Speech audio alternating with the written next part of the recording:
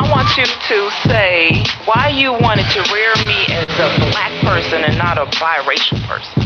The world sees my family as black. The world sees all interracial people as black. In order for you to survive with credibility and expertise, you need to understand that the world sees you as black, so you must get used to that definition because it's going to be carried with you wherever you go. When people see other people, the first thing they see is color.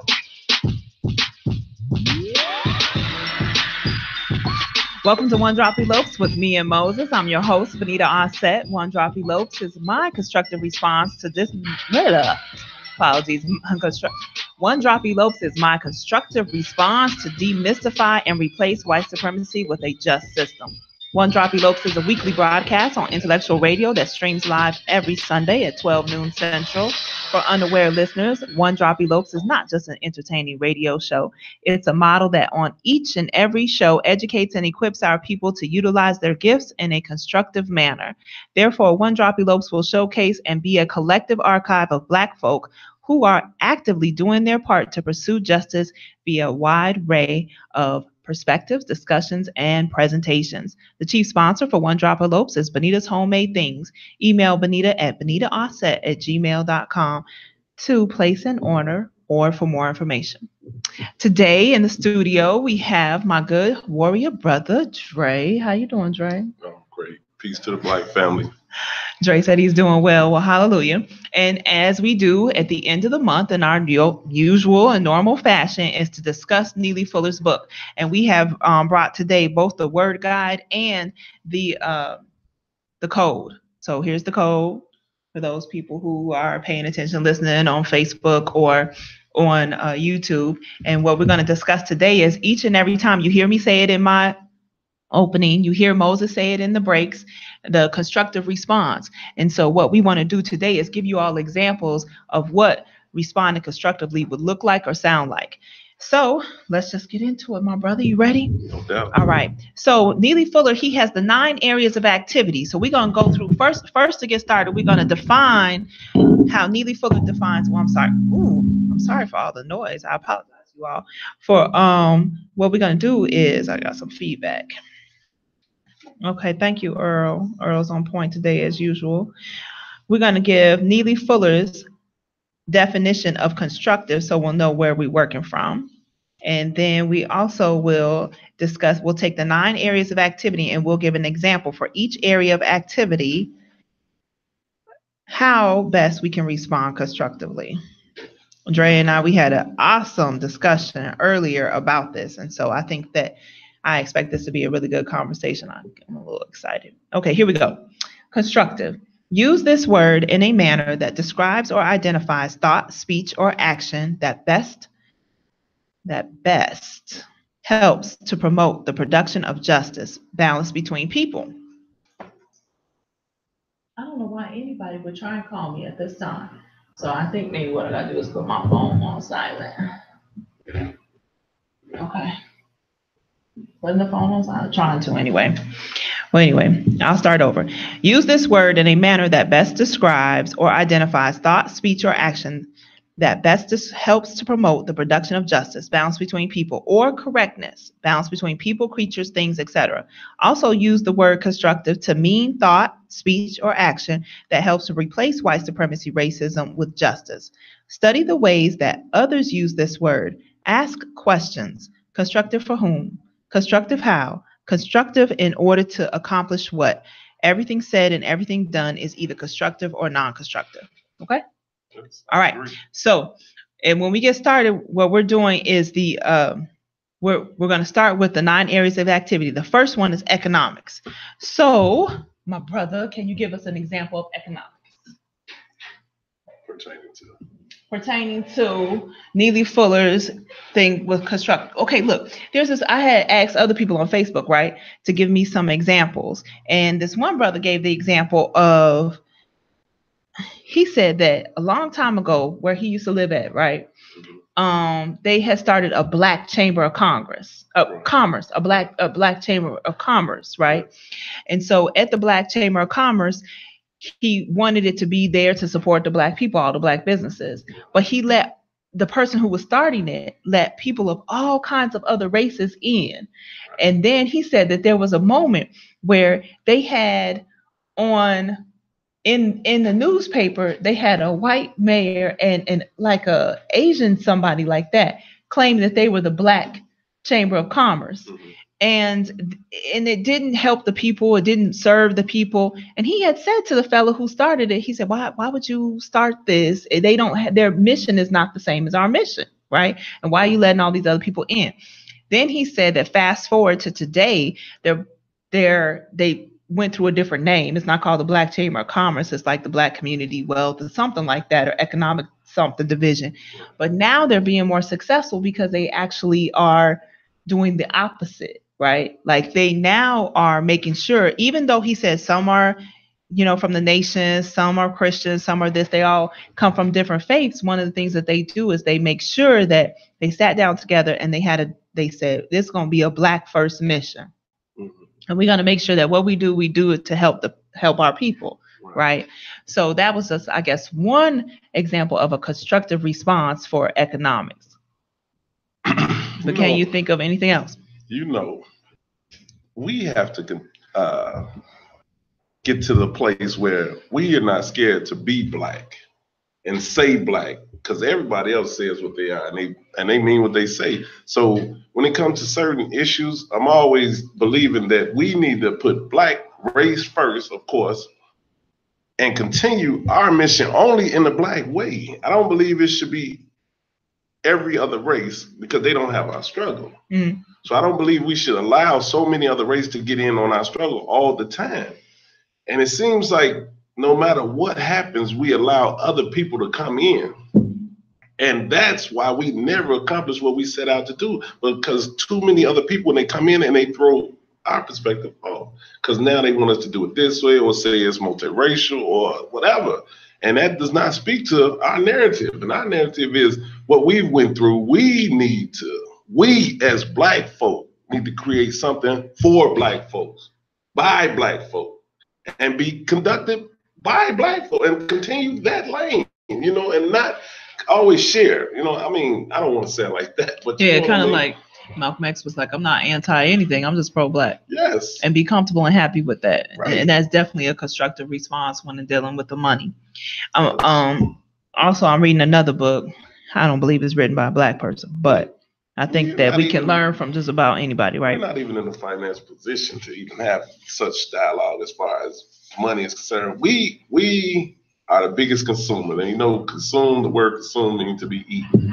And that's what we're being devoured. We consume so much, it's like, what are we doing? What are we really doing for our race? What are we really doing without backlash? What I would like to see our people do is to be a disciplined people.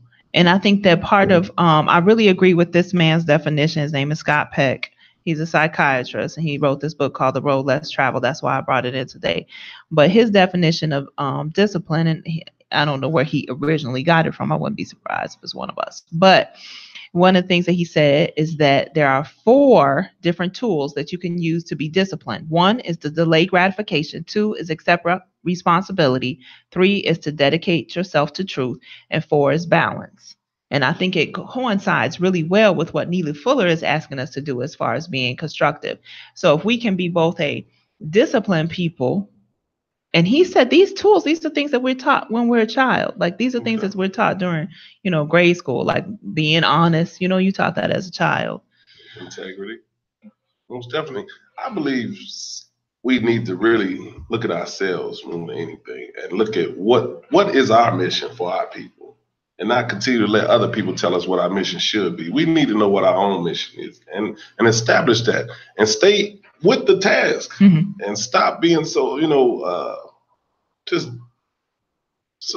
word I'm looking for, just all over the place when it comes to us. I want us to be able to go for us, by us, to us all the time, constantly, and not have to depend on any other race for what we're doing, because other races don't depend on us. They depend on our buying power, but they don't really depend on us for anything. We were second-class citizens, now we're down to 4th. So if we didn't get anything yet second-class citizens, what do you really believe we're going to get at 4th-class citizens? Same thing, we getting a movie here and there, a little feel good here and there. Seriously, I mean, it's not what we need right now. We need more brothers and sisters to be pro-black with a Pan-African approach. This is my personal opinion, because every other race has their approach. The Latinos have their approach. You know what I mean? The Arabs have their approach, and everybody is strong in it, and they understand where everybody is in there, and they never have an issue. They never have it that we see. I'm sure they have internal issues, but ours are always outside, and everybody can see ours. We need to keep ours more internal. When it comes to economics, we also talked about how sometimes it could be really hard for us on the job. It gets to the point where you end up having to apologize for things you don't want to apologize for just to save your position. And the discussion that we had was sometimes you might just have to decide to let it go. And it's not the easiest thing for our people. Like you were saying that you work for yourself, and then that sometimes make it easier, being an independent, owning your own, having your own business, working for yourself, it causes you to be a lot more free. But what about our brothers and sisters who work for somebody else? What's going to be their constructive response? Well, if they've paid attention working for somebody, if they've seen the mistreatment of how other people run their business, and it's not always conducive to what you want. So you have to work holidays, days you wouldn't like off for your children issues, you don't get those all the time. And I believe that when it comes to white businesses, they do that. They put their families first. But when it comes to us, we have to take those days and not put our family first. We have to say, well, son, I can't make your birthday party, or I can't make your basketball game because I have to work. Work is work. Work shouldn't consume your life. You're already giving 40 hours a week to a job. Man. They could care less about you. Mm-hmm. Okay, so that's our response to the economics. We're giving examples for economics. There's moments where you're going to have to choose. In order for me to keep this job, do I sacrifice myself and my family, or am I going to make a choice to let it go? And I think sometimes the response is, well, while you're working the job, maybe you're building something else part-time, right? You need to be. Right. You need to be. We need to continue the entrepreneurial spirit. We need to always continue to want to work for ourselves, because you will never get rich working for someone else. This is a fact. It's been proven over and over. You will never get rich working for someone else. See, the thing is too, Dre, it's like, now that I'm sitting here listening to you talk, what's coming to my mind is that there's so much that we need to do, but it's actually so very basic. Right. It's always been basic.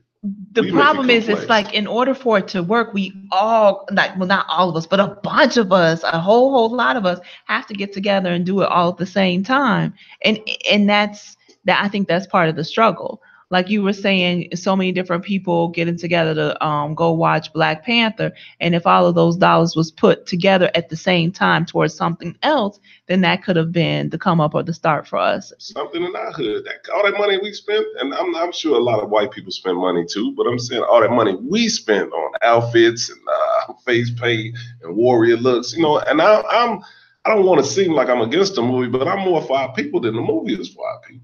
The movie, if you really watch the movie, and like I said, if you've seen it at theater, you don't always get that time to pay attention to everything that's said or done because you're in the theater, there's other things going on.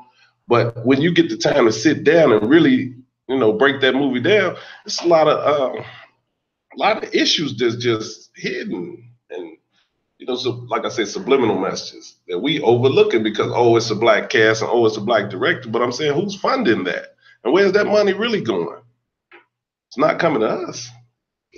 All that money we spent, that could have been the first Black Walmart or the first Black whatever. I'm just saying, I'm just using that as an example. We spent a lot of money, and we continue to spend a lot of money. Like I say, we're the biggest consumers, and the word consumes, one of the definitions is to be eaten, and that's what we've been, it's devoured as a people. Wow, to be eaten. Okay. We got a few more minutes before we go to our break for station identification and announcements. Before we go to that, I want to move on to education. Can you think of an example for how we can constructively respond to education? We need to start teaching our own children in our own homes or in a facility where we can teach our African children African culture, African history, and not allow every other race to teach our children about themselves.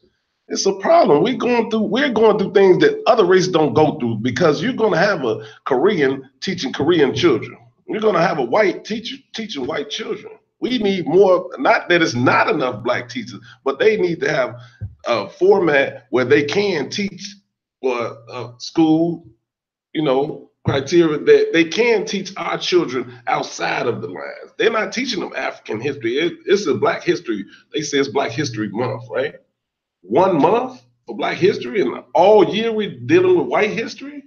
That's a slap in the face when it comes to our people. So I think a very basic response to that too is something that people can do is in concert with what I'm hearing you say, is that each and every one of us have a platform. Yes. Called Facebook. You did. Okay. Or if you have a Gmail email account, which everybody can get for free, you naturally have a YouTube account for free. Right. And in those positions, that platform can be an opportunity for you to educate and equip your people in a lot of different ways. And like one of the ways that I did is like when I come across memes and things like that on Facebook, I put it all in one particular album. So if you come to my Facebook page, Benita Whitfield, it'll say in love with teaching children about Black history. I don't say teaching Black children. I say teaching children, because I think every child on earth needs to know the experience of Black folk. So that's a platform. And that's a way of educating. And even if you have to send your child to the public school because you haven't got another option, you can still. Now we've had several shows on that. We had a whole entire show. We had Baba Brandon or Baba Zalani Yaba. He came on and he talked about educating a Black child from building African schools.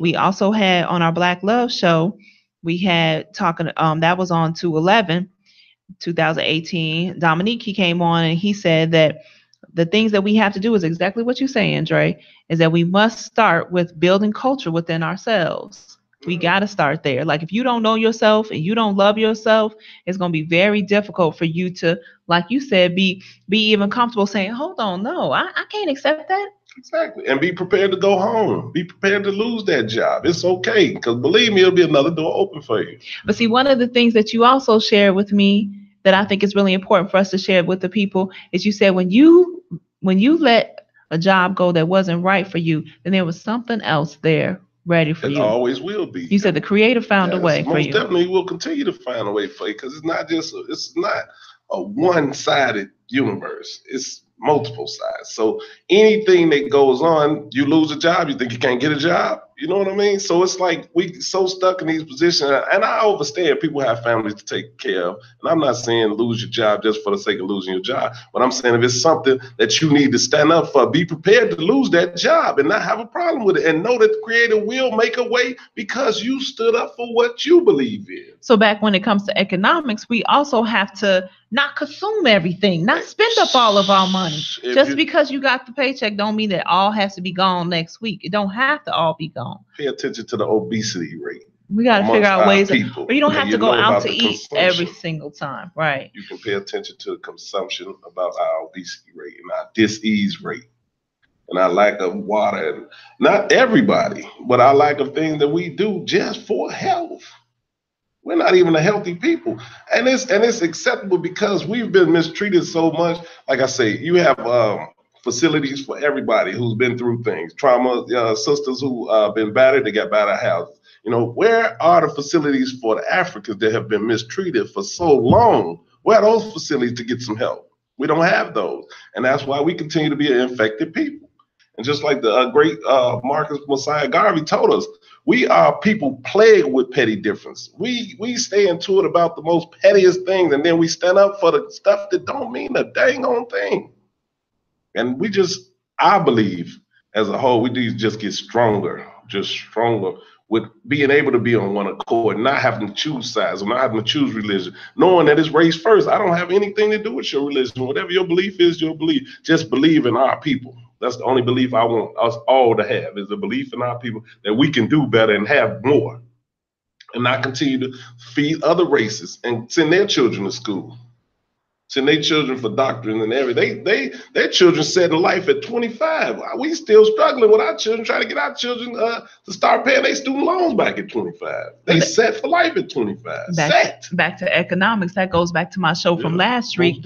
Last week I had some tradesmen in here, some plumbers, and the reason I brought them in is because when it comes to economics, one of the things that we can do for ourselves is everybody doesn't have to go to college, and everybody doesn't have to get stuck and plagued with these student loans. That is an awesome way not to have a constructive response to white supremacy, racism, is to not go in debt. So it is time for us to make some differences. We're going to go, again, you're on One Drop Elopes with Benita Offset and Moses. We're going to pause for station identification and announcements. You're on Intellectual Radio with Benita Offset and Moses. Hi, it's time this to listen. This is Moses.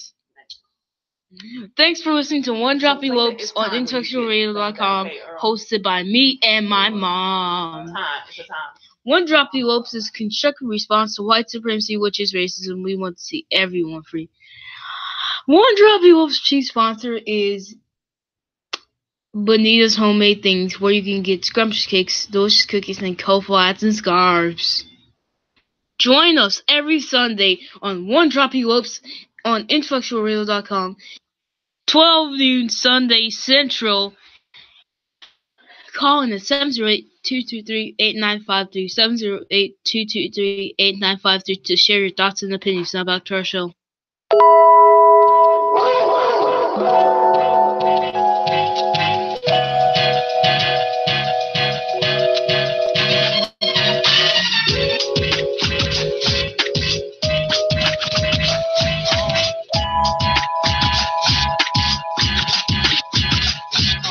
Baby, can we be more than just friends, girl? I really wanna know if you wanna be mine. I can't believe all the things we have been through, baby. I want you to be my lady. I see it in your eyes, how you look at me, I look at you. I take off my shades to see you better. And do you like it, what you see? You come with me, I'll make you better. Girl, it takes time to get to know somebody's body like I know your body, baby.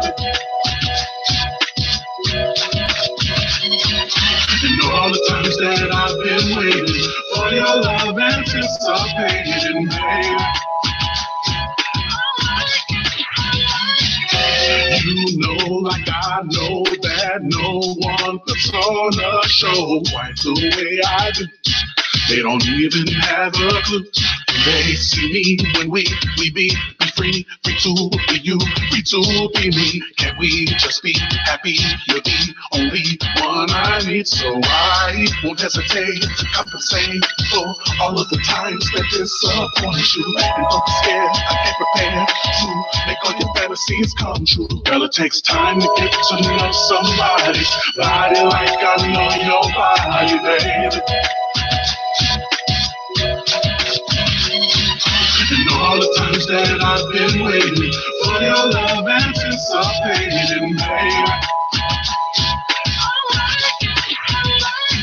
This is safe love, no plastic gloves, half-hearted hugs, no prophylactics love, time-tested, invested, so practical, written in the stars, baby, true galactic love. Who memorize your uh-ohs and oh-nos, go fast, go slows, go deep, go low, for show, who know, yo, emotional flow, you know this is so special. He was the mirror whispering, I love the way he make me glow. I know your soul, the rain and the snow, you know the pain and the strength of my glow, the depth of your when I go in with the length and width of my O.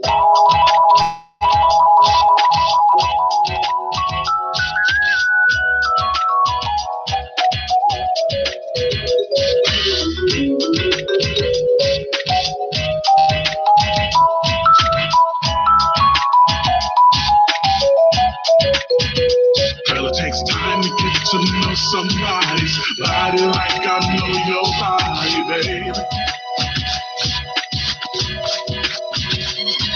And all the times that I've been waiting for your love, anticipating, baby.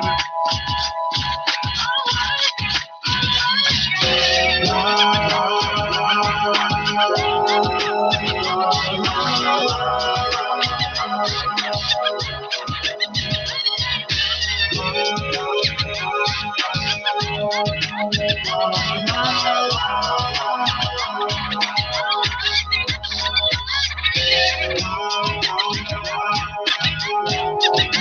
this is Benita Offset. You're on One Drop Elopes on IntellectualRadio.com.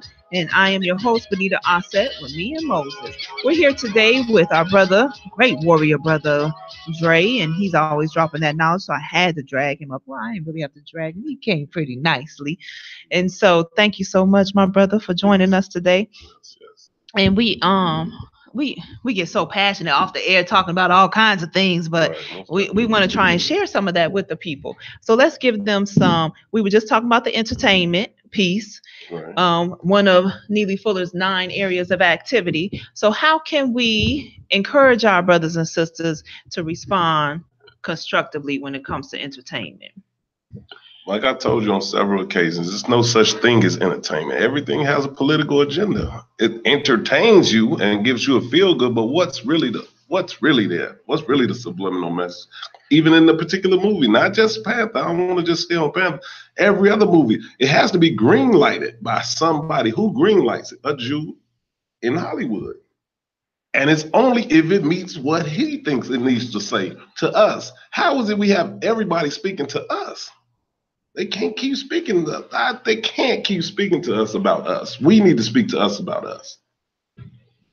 I just was listening to a YouTube video yesterday, and the YouTube video I was listening to, I'll try to bring it up so I can give you the correct title. But the brother was saying that we need to. What was he saying? He said, there's so many people who have watched this movie, so this is going to influence a lot of people, right?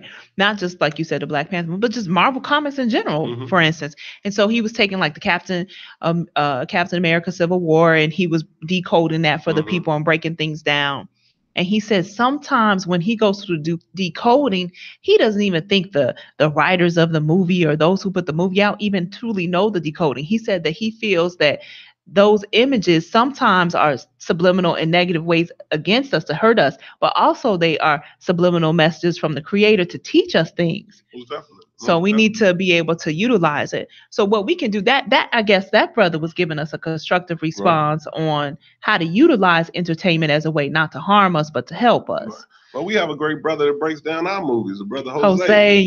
Jose, he promised to come on the show April 22nd, y'all. We're going to have Jose on. And he breaks them down. I'm talking about he to the lowest compound. And it's always towards us because they are saying so many things. And outside of decoding, I know that they know what they're doing when they make these movies. This is not about happenstance. This is truly intentional. What everything has an intent. Everything. That's why you're supposed to live life with a purpose and intent. So you think they don't make movies with a purpose and intent? Right. They have to. I mean, they have to. They just have to. Because if we continue to let others people speak to our narrative of us and what's going on with us, we'll continue to get the distorted stories, which we have right now. We get up in droves, and like I said, not just the Panther, so many other things that we run to go see. You know, social media is a great platform, but like I said, it's become distorted right now because everybody's half naked and everybody got issues with everybody, and it's baby daddy issues and all that's too much for us. We already got enough stuff going on. Last thing we need is some more smoke and mirrors. That's just one personal thing. So when it comes to entertainment, we want you all, our constructive response for that through our conversation is to create more movies for ourselves. Be your own provider of your own narrative that speaks to you and our people. Stop allowing other people to make movies that we think talking about us. They're really not. They're really not. Just because it's black directors, black cast, what does that really mean? They knew what they were doing when they set all that up. This is all with intent, everything, to make us run to the box. Always black this, black that, and black every day. Black people struggling, black people dying. What's really going on? And see, my brother, entertainment doesn't only have to be big, wow, Marvel Comics type movie. Entertainment can be this, like a show like this that we're doing. Most definitely. Entertainment can also be, so we can create our own media pretty, without all of that money and This is more edutainment to me. Edutainment, right? Exactly. Educating and equipping. But if you do find yourself in the theater watching a movie, keep in mind that they're gonna be downloading images and that things that you may need to decode later on. And if you don't know how to decode them yourself, then there are people out there who can do it that you can listen to. Like this guy on YouTube was KT the Arch Degree Black Panther Decoded. You can look that up on YouTube if you want. There's brothers who will do that. Or our good brother Jose, he's going to be on One Drop Elopes on April 22nd, so you can check him out too. He's going to decode from his perspective Black Panther. This video that I watched on YouTube, that was a pre-primer. He didn't actually decode Black Panther himself. He was just breaking stuff down in advance. So we're gonna move off of entertainment. Well, no, wait. Before we move off of entertainment, we had talked about the $40 million slave. Also, before we started this show, $40 million slave is this book that I read about basketball players, how they basically are told what to do, when to do. They cannot stand up and be their own. Like, I don't know if you guys remember during the Olympics, they had LeBron was trying to stick up for the Black sisters, and he was saying how proud he was. And then you were telling me about a different moment that LeBron had It's so many moments. We can go on and on. It's so many moments where you see the slave master crack the whip and the nigga get back in line. Period. Cam Newton, LeBron, all of them, they just high-paid slaves. And that is the saddest part, because they've been in their career long enough where they can speak to these issues and not lose any money. They got enough money. They got money for years for their children. They have enough money. You know, they're going to leave something for their children, but they have to leave a legacy of knowing that your child is African in America, and he's going to go through certain things. And just because you're an athlete, you're not elite from that. When they TP'd his house and wrote nigga on the side of his house, how much coverage did that get? I didn't even know that happened to him. Yes, to LeBron, yes. But what happened, it was played down, because you can't say racist or racism, and they steady mistreating us in the public. And you got to remember, like you said, like we were talking about, we need our own media. Our own media is the only way. And our good friend Umar is working on that, and a couple other brothers, I'm sure. But it needs to be mainstream, because every time you look up, like my sister Frances Cress says, white, and this is constantly, and this is being in the minds of our children. Our children don't even believe that they're beautiful and can be themselves and live a productive life without some help from white people. And that's sad, because when it's all said and done, we're the ones that built this country. Okay, this is how I put it. And I was talking to my sister this morning, and this thought came to mind that I put down, and I wrote it down. This Benita's quote: "The whiteness privilege itself is instantly a weaponized tool that is utilized each and every time a white person becomes defensive, especially against people of color, and most definitely against Black folk." Yes. Same like that stand your ground law. If I felt intimidated by somebody Black for whatever reason, I have the right to shoot. That's sickening. Same way, I'm not disrespecting the children that were killed. What about all our children that was killed? And you're talking about 17. I'm talking about 7,000. You know, where's our trip to the White House to talk to them about that? What's the issue there? Why is it so important? Because they let you know at every point white lives mean more than Black lives, and they show it, and the police show it, and everybody shows. The media shows it every day. The coverage is always respect the family of. You can see it. You can see the carnage from a Black man being killed. The whole footage of it. If it has to do with somebody being white, it's gonna be deleted quick. You may not even see it. You definitely won't see any carnage of it. And a constructive response to that is definitely just not to use their media. I have one brother friend, I call him the media warrior. He was on the show with me also. That was Willie White show. Right. I call him Rookie. But anyway, on that show, his thing is we need our own media. He says that oftentimes. I've also pulled up a report that you can look this up online. It's a dangerous distortion of our families. And it goes into a long list repeatedly over and over and over again of how the media has made us look bad. And it's just distorted. It's just 100% not true. Like they talk about how the Black father is is not not there. He's not supportive.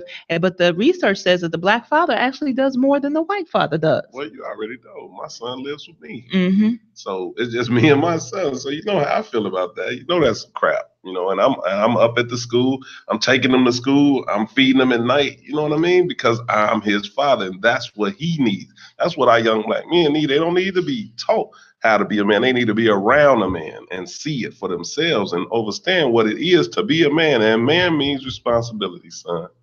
Man means mind, like my father taught me. And you need to be responsible. So when you do get out there, you can handle yourself accordingly in navigating through racism, white supremacy. And I want you to be efficient in that. And that's my goal with my child. The honest truth, my male child, is more of what you described. Yes. We have a lot more of that in our community than what you described. I see black men pushing strollers, walking down the street with their children, in Chicago, driving around. I see that all day, every day. Yes. I see black men come, and it's sad, we have a black man who'll come up to the school, and then he'll come up to the school, and they'll be like, "Oh, we really appreciate you so much. Thanks for coming up. We don't really see, fathers come that much." Well, I wonder why that is. Or maybe he feels like, I ain't gonna deal with that. I don't know, but I think that they definitely there. They're definitely present. For the lack of respect for the black man by the black woman, it's ridiculous. So it's not in one instance, it's so many instances. And it's not all our sisters, but it's a lot of sisters that are stopping our brothers from being fathers or being in their child life due to personal issues. And that has nothing to do with the child. When you look up 10 years from now, your child is suffering in so many areas from not having his father around. You'll see it then, but it may not come to you, but you'll see it. That's in this book I read called Black Love is a Revolutionary Act. Most definitely. And they talked about that in there. They talked about how we need to get along better as genders. Like our genders need to be okay with each other. Like we shouldn't be war or fighting with each other within the race, just the genders itself. And I think that a lot of us, like you said, we do get along with each other. Right. And we need to make sure that we continue to demonstrate that. And if there are some instances when it's not, then that's what the media picks up on, and that's what they blow up out of control. Right. But of course, it's all by design. They've done things to help put that into place, like maintain that. For instance, with the public aid, if the man's in your life, then you can't get any help. Right. That's sickening. It's supposed to be help for the family. So is it really a family without a father? The husband, he's the band to the family. He's the husband. He's the band that keeps the family strong, keeps the family together. Without that, what do we have? We have what's going on right now in society. So Dr. Travis Dixon, that's another constructive response. You all can look up online the dangerous distortions of our families. He's written a whole thing, Through the Color of Change. You go on their website. He's given a lot of examples of how media can be more constructive for our families in the future. Okay, well, we're going to move on to, we just finished talking about education, economics, entertainment, and the next area of activity is labor, work. We kind of talked about work a little bit when we talked about economics, and we understand that sometimes it's not so easy at work. Right. But you got to figure out ways. If you're less dependent on the job, then you will be less likely to have to suffer and accept negative treatment. They can tell your need for it. They can look at you and know that you're taking extra hours and you're doing stuff that they would not do because they know you lack the funds. And then they treat you accordingly. Oh, she need overtime. Well, no overtime this week. You know what I'm saying? Oh, she need extras. Okay, so we ain't gonna let her give her 30 hours this week. And it's sickening. And we going back and forth with it. And the biggest thing is we're gonna always continue to go back and forth with it until we understand that we as a people have created these jobs. We have done this. We can do this. There's nothing that we cannot do. Everything. We have plumbers, we have carpenters, we have everything. We do not need any other race for anything. They've depended on our labor. How can we depend on them to employ us? That's what college is. It teaches you how to be employed. That's sickening. See, that's the thing that hurt me the most, reading Up From Slavery by Booker T. Washington. And I spoke about this on the radio show previously. But when we first were emancipated, we could do it. They couldn't. We had the ability. They didn't. Did it. Wall Street example. We did it. We did it, and they burned it down. Of course. Destroyed it. Because they never want us to be. They want us to continue to have to depend on them. But we are the laborers. We are the people that put in the work. They the ones get the big paychecks and we get the backaches. So constructively, the response is to not depend. We're going to go for another break. You're on One Drop Elopes with Benita Offset on IntellectualRadio.com, and we are going to go to Moses. And then we're going to listen Thanks to for listening to One Drop Elopes on IntellectualRadio.com, hosted by me and my mom. One Drop Elopes is on air every Sunday at 12 noon Central. The One Drop Elopes show is a constructive response to white supremacy, which is racism. We want to see everyone free, everyone free. The chief sponsor for One Drop Elopes is Benita's Homemade Things, where you can get scrumptious cakes and delicious cookies and colorful scarves, hats, and gloves. To share with us your opinions and thoughts, call at 708-223-8953, 708-223-8953 on Showtime. Back to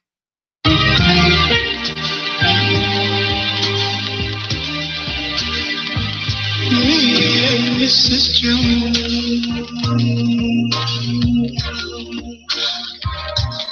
We got a thing going on.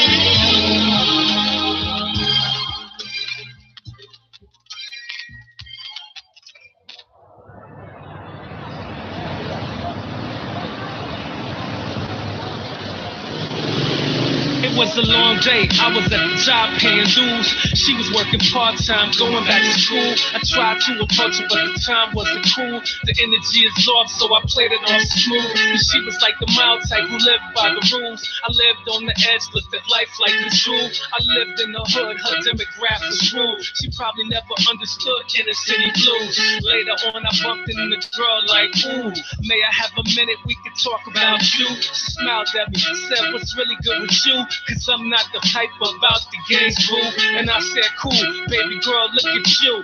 All beautiful, this is all about truth. I hope that I can spend a little time with you. Let me take you to a place where love and life grew. It feels good, like it all seems like nobody do it like yeah. It feels good, like it all seems like nobody do it like Time passed on, each and every day we connect. Cause she was like, I really want love and respect. And I was like, baby, we could take little steps. She was like, cool, don't restrict us to the flesh. And I was like, baby, I could get plenty sex, but I prefer a woman that God truly blessed. And you deserve a man that can pass every test, to truly put you first in his life, no regrets. And she was like the mother bee that tends to the nest, produce a lot of honey and relieve all your stress. And I was like, damn, how could I refuse this? An angel in disguise, now I can't help it. And baby, we could have a long life, reminisce, produce a whole beautiful life that's priceless. Nobody do it like us, so do it like we do. Let me take you to a place where love and life grew.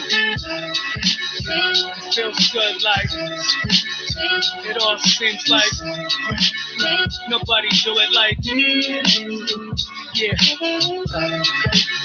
It feels good, like it all seems like nobody do it like yo. Get up, I'm just looking for the one, keep me lit up like the sun, getting money, living life. One day I could be your wife, catching jets, taking flights to new heights that we ain't never been. He be on get it, he love your girl and it's evident. I'm never worried about them shit, they not relevant. Get her so loud, she be smoking like cannabis. You the lighter, I'm the flame, you the lock and I'm the chain. Hold me down through my pain, got my back and never judge me. Baby, he my soulmate, everything has been great ever since our birthday. He be on me like shoes and I be making time for him like my Rolex watch. He be everywhere I go, introduce him to my friends, let him hold a few ends, even let him push my bins. He stay loyal and stay true. Now let me take you to a place where love and life grew. Yeah. It feels good, like it all seems like nobody do it like Yeah. It feels good, like it all seems like nobody do it like.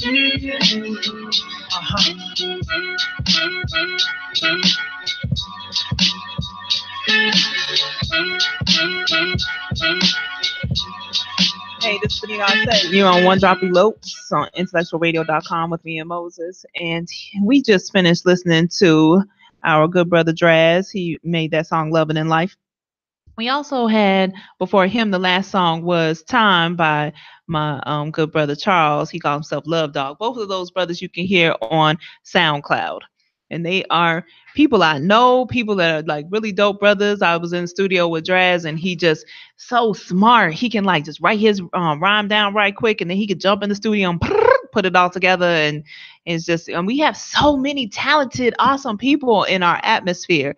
And just like my brother Dre, he's so talented too. Thank you so much for coming on. Thank you for having me. Helping us with this discussion today, y'all, on constructive responses to white supremacy racism. We're going to get into it. We're going to keep going down the list of the 9 areas of activity. Next, we are at law.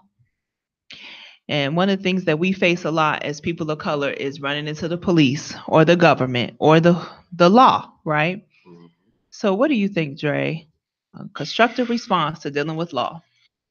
First off, you have to know law to deal with law.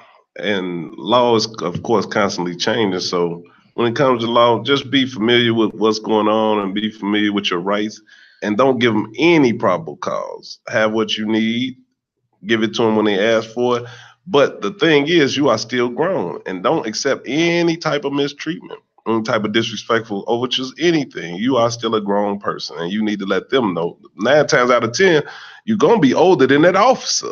And it's sickening, but that's the truth, because they're getting hired at such a young age because they're just race police officers, just continue to just try to keep us at bay and continue to control the niggas. And don't forget about the extermination campaign. So when you're out, make sure if the law comes to you and you have an issue with the law, that you know your law. And like I said, it's other people that if you don't know it, you can call other people, and you don't have to take unfair treatment just because you feel like you in the wrong. You may be in the wrong, but you can still be right. I think it's also, Dre, not only what you say, but how you say it. Most definitely. Like one of the things that you've taught me is nonverbal communication is 90%. Something like that. You said communication. How say it the way you say it, because you're so awesome with your words. 80% of communication is nonverbal. 80%. I told somebody else the other day 90. It could be 90. It depends on your life.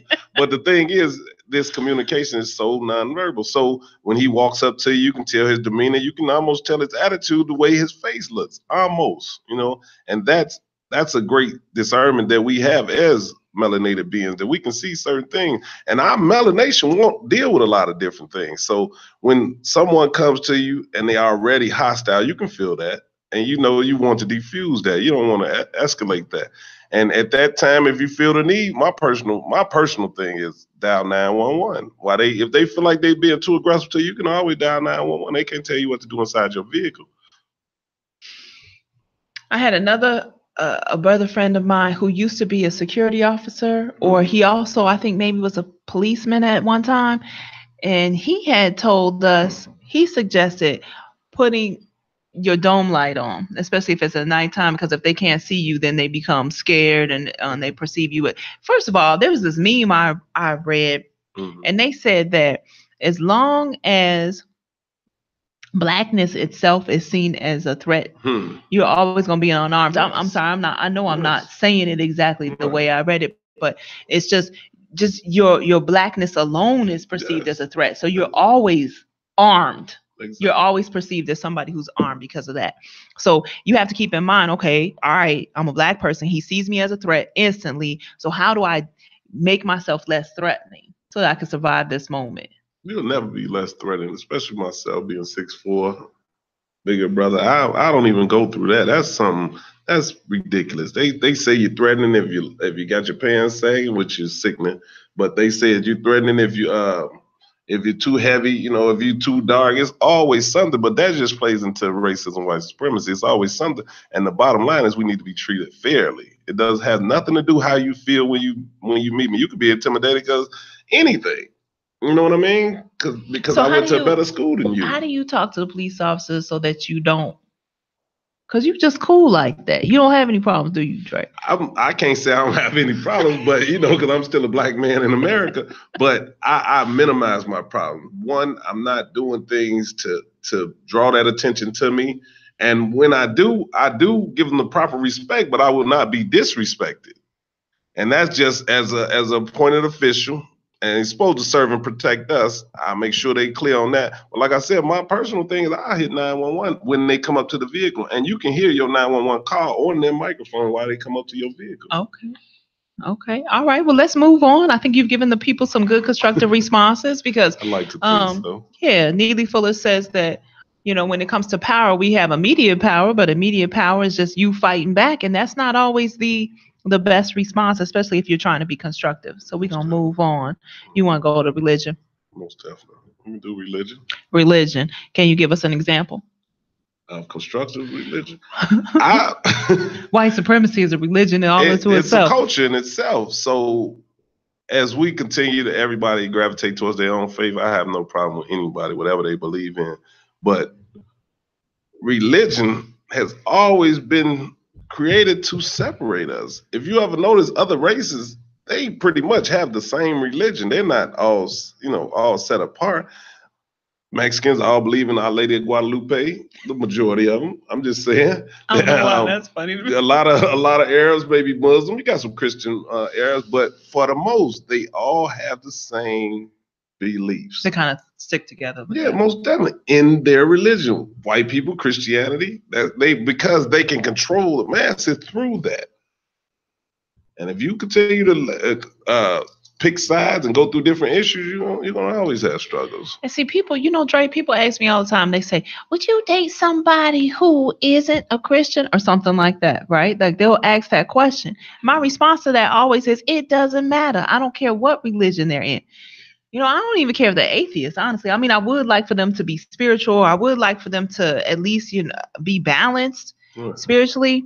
But it's not important to me what their religion is. And that's because, or what their faith is, I should say, because I honestly, I feel like religion is just like a religious way, a continued doing the same thing over and over and over again, like a routine type of thing. And I'm definitely not that, right? Like I'm not somebody who has to kneel every, at the Catholic Church, if you've ever been, and how they kneel every 5 seconds or whatever. Okay, I know I'm being I'm exaggerating a little bit. Okay, but my point is, I guess the point that I'm trying to make is that when it comes to religion, if you choose that before you choose being black, you got to keep in mind that black is something that you can't wash off. We're naturally a spiritual being, so that in itself puts us in contact with the Creator. We really don't have to choose sides. It's already innate with us.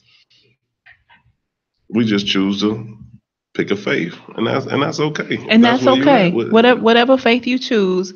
I really want you to choose supporting each other. I think a constructive response to that is not let your religion get in the way of you supporting your race. Right.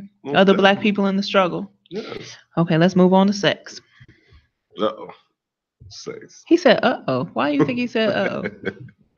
Because I believe sex is so misconstrued, and it's just sometimes it's just considered the bumping and grinding part of it, but it's really a spiritual connection.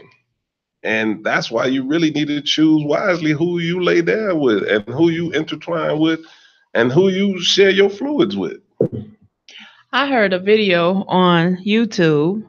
Neely Fuller, he's talking and he's saying that we need to ask at least 200 questions before we have sex with somebody. Mm-hmm. That's all? He said a minimum. Okay, right. He also said in this book that we're researching or whatever, or studying, he said that before you have sex with anybody, that the woman should be completely 100% naked, and that she is offering herself to the man. Mm-hmm. Like she doesn't just, like, you're not ripping her clothes off or separating her clothes. So a very constructive response to that would be to wait until she's like, okay, come on.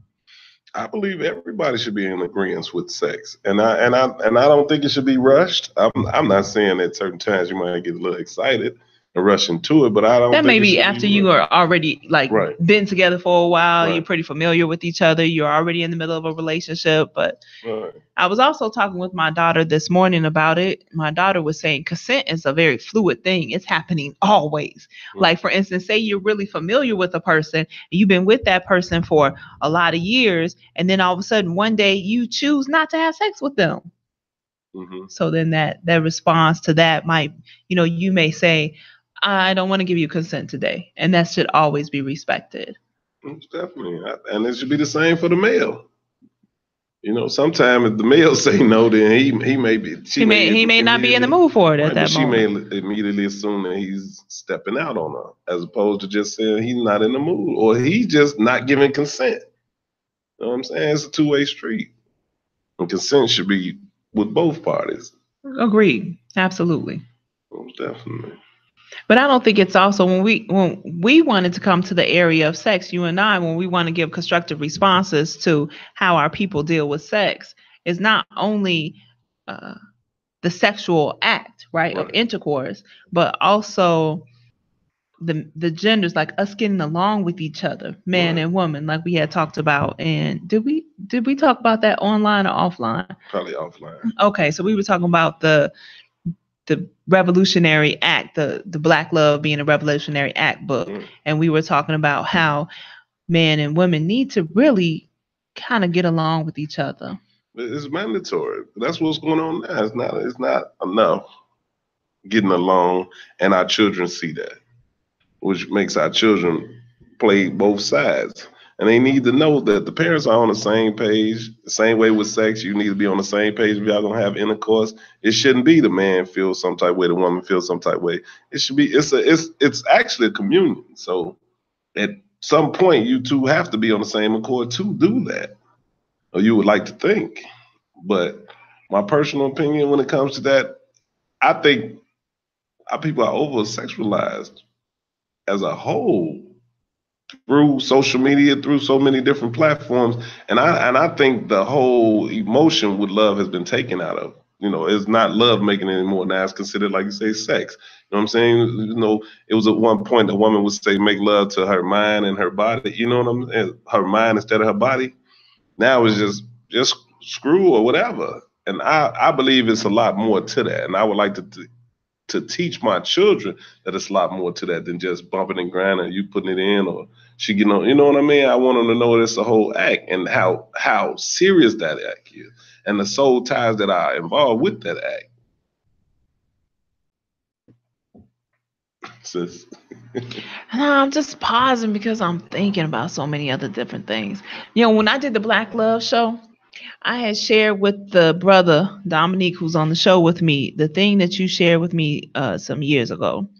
You said, I know what I bring to the table so much that I'm not afraid to eat alone. Say it the way you say it, though. That's it right there. You said it. He loved that line, Dre. Right. He loved it so much he kept repeating it over and over during the radio show. Everybody should know that. It's just strictly, I know what I bring to any relationship. And you should not be scared to be alone. Alone don't mean you're lonely. You know what I mean? You can be alone and still be in the flow of everything, everyday life. But just because you're not with the person does not mean you don't desire to be, or you may have not found the person that compliments you at that time. But when you do, you'll know, and y'all will be able to flow. Okay, thank you very much. I think we ended on a good note there. You on One Drop Elopes with Benita Osset and Moses, and our special guest Dre is here with us today. Thank you so much, Mr. Dre. I appreciate you for being here. If you want to share with the people any way to get in touch with you, or you just holler at me if they want to. Okay. Everybody know what the business is. Okay, so we gotta go, y'all. We're gonna wrap it up. This is my outro. Thanks so much to everybody on Facebook downloading this broadcast, YouTube. Yeah. Holler at me later. We'll be here to the family. Next Sunday, 12 noon Central. You just finished listening to One Drop Elopes on Intellectual Radio, hosted by my daughter, Benita Osset. Benita Osset is on Instagram, Morris, Twitter, YouTube, and Facebook. Email your thoughts, questions, concerns, or opinions to benitaosset@gmail.com. Benita will be happy to respond. Join Benita every Sunday at 12 noon on IntellectualRadio.com.